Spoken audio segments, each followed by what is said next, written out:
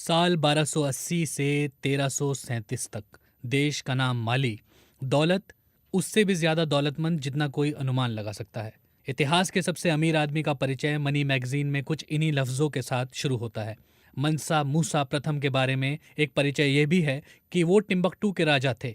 मूसा ने माली की सल्तनत पर उस समय हुकूमत की जब वो खनिज पदार्थों खासकर सोने के बहुत बड़े भंडार का मालिक हुआ करता था। ये वो जमाना था जब पूरी दुनिया में सोने की मांग अपने चरम पर थी। उनका असली नाम मूसा कीटा प्रथम था, लेकिन तख्त पर बैठने के बाद वो मनसा कहलाए, जिसका मतलब बादशाह होता है।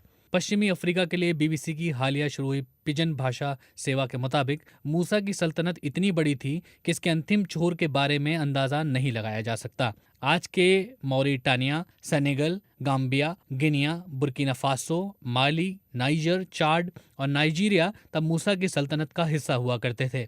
मनसा मूसा ने कई मस्जिदों का निर्माण करवाया, जिनमें कई आज भी मौजूद हैं। मनसा मूसा की दौलत का हिसाब किताब आज के वक्त के मुताबिक लगाना एक मुश्किल काम है। फिर भी एक अंदाजा है कि मनसा मूसा के पास 4 लाख मिलियन अमरीकी डॉलर के बराबर की दौलत थी। भारतीय मुद्रा में यह रकम करीब 2.5 लाख करोड़ रुपए बनती है। अमेजन के संस्थापक जेफ बेजोस इसी हफ्ते दुनिया के सबसे रईस शख्स घोषित किए गए हैं, जिनके पास 1,06,000 मिलियन अमेरिकी डॉलर की दौलत है। मनसा मूसा के पास जेफ से कहीं ज्यादा दौलत थी। अगर मुद्रास्फीति का हिसाब ना जोड़ा जाए तो जेफ के पास इतिहास के जीवित व्यक्तियों में सबसे ज्यादा पैसा है। हालांकि इस पर सवाल उठाने वाले लोग भी हैं। इसके बावजूद अगर मुद्रास्फीति को ध्यान में रख भी लिया जाए तो मूसा की दौलत का हाल के जीवित या मृत रईस लोगों से तुलना करने पर हम पाते हैं कि रॉथस्काइल्ड फैमिली के पास 3.5 लाख मिलियन अमरीकी डॉलर और जॉन डी रॉकफेलर के पास 3,40,000 मिलियन अमरीकी डॉलर के बराबर दौलत थी। मनसा मूसा के दौर की जो सबसे मशहूर कहानी है वो है उनकी मक्का यात्रा से जुड़ी हुई। ये 1324 की बात है। इस सफर में मनसा मूसा ने 6,500 किलोमीटर का फासला तय किया था। किस्सा यह है कि जो लोग मनसा मूसा को देखना चाहते थे, जब वो उनके कारवा के पास पहुंचे तो अवाक रह गए। लोगों ने देखा कि मनसा मूसा के कारवा में 60,000 लोग शामिल थे और इनमें 12,000 तो केवल सुल्तान के निजी अनुचर थे।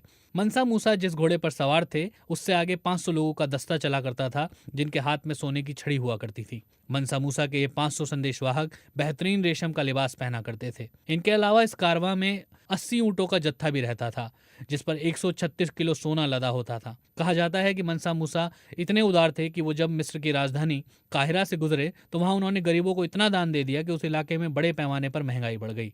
मनसा मूसा की इस यात्रा की वजह से उनके दौलत के किस्से यूरोपीय लोगों के कान तक भी पहुंचे। यूरोप से लोग सिर्फ ये देखने के लिए उनके पास आने लगे कि उनकी दौलत के बारे में जो कहा जा रहा है वो किस हद तक सच या झूठ है।